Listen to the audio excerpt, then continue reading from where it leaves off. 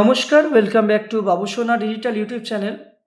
আজকে এই ভিডিওতে আমি আপনাদেরকে দেখাবো যে কিভাবে আপনারা একটি ফিনো পেমেন্ট ব্যাংকের মাইক্রো এটিএম আপনাদের যে মোবাইলের সিএসপি আইডি রয়েছে সেই সিএসপি আইডির মধ্যে অ্যাড করবেন এবং এই মাইক্রো এটিএম দিয়ে কাজ করবেন।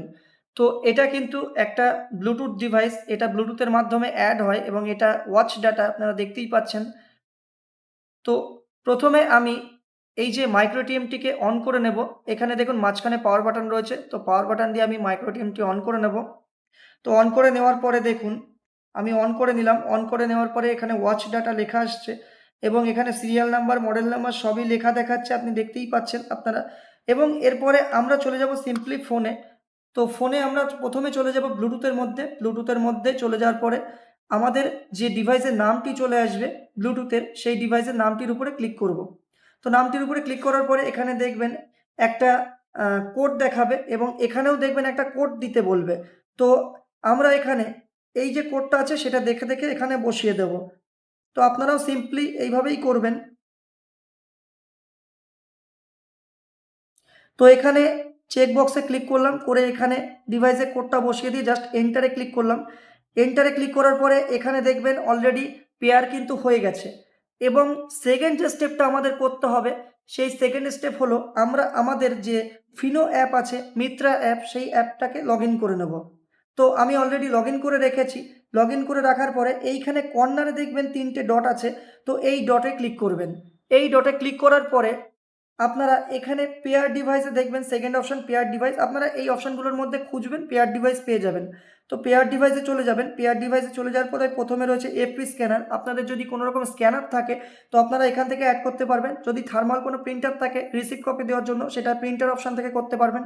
এবং আমাদের যে মাইক্রো এটিএম ডিভাইস বা এটিএম ডিভাইসগুলো থাকে সেটা কিন্তু আপনারা এই পিন প্যাড ডিভাইস থেকে এখান থেকে অ্যাড করতে হবে। তো এখানে দেখুন অনেকগুলো অপশান রয়েছে, Sunyard, PAX device, WDA F6 ও 0S এবং MINTA F60S, বিভিন্ন অপশান রয়েছে। তো আমরা কিন্তু WD যে অপশানটা রয়েছে এখানে চলে যাব এবং আপনাদের যদি অন্য কোনো অপশান সিলেক্ট থাকে আপনারা কিন্তু এই অপশানে চলে যাবেন। যাওয়ার পরে এখানে আমরা সিম্পলি এই অপশানটিকে ৩ নম্বর অপশানটিকে সিলেক্ট করলাম, করার পরে পেয়ারে ক্লিক করব। পেয়ারে ক্লিক করার পরে দেখবেন এখানে আপনাদের যে ডিভাইসের মডেল নাম্বার, এখানে দেখবেন ডিভাইসের মডেল নাম্বারটা লেখা থাকে। তো এই মডেল নাম্বারটা কিন্তু এখানে চলে আসবে এবং এখানে একটু লোডিং নেবে। লোডিং নেওয়ার পরে এখানে দেখুন সিলেক্ট করতে বলল। তো এই যে মডেল নাম্বার চলে এসছে, এটাকে আমি এখান থেকে সিলেক্ট করে দিলাম। তো সিলেক্ট করে দেওয়ার পরে এখানে একটু টাইম নেবে। টাইম নেওয়ার পরে এখানে সিম্পলি অ্যাড হয়ে যাবে। তো দেখুন এখানে অলরেডি অ্যাড হয়ে গেছে, ব্লুটুথ ডিভাইস সাকসেসফুলি পেয়ার্ড। তো এখানে আমি ওকে করে দেবো। তার মানে কি, এই যে ডিভাইসটা এটা কিন্তু আপনাদের সিএসপি আইডির সাথে অ্যাড হয়ে গেল।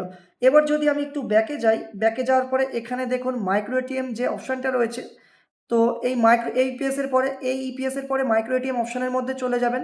চলে যাওয়ার পরে আপনারা চেক করার জন্য জাস্ট যে কোনো অপশানে যেতে পারেন। আমি মাইক্রো এটিএম ট্রানজ্যাকশানে গেলাম। তো মাইক্রো এটিএম ট্রানজ্যাকশানে যাওয়ার পরে দেখবেন কানেক্টিং দেখাবে। তো কানেক্টিং দেখানোর পরে এখানে দেখবেন আপনাদের যে কার্ড রয়েছে সেই কার্ডটি ইনসার্ট অথবা সোয়াইপ করতে বলবে এবং এখানে অপশান চলে আসবে। তো এর মানে হচ্ছে আপনাদের কিন্তু ডিভাইসটা অলরেডি আপনাদের সিএসপি আইডির সাথে অ্যাড হয়ে গেল।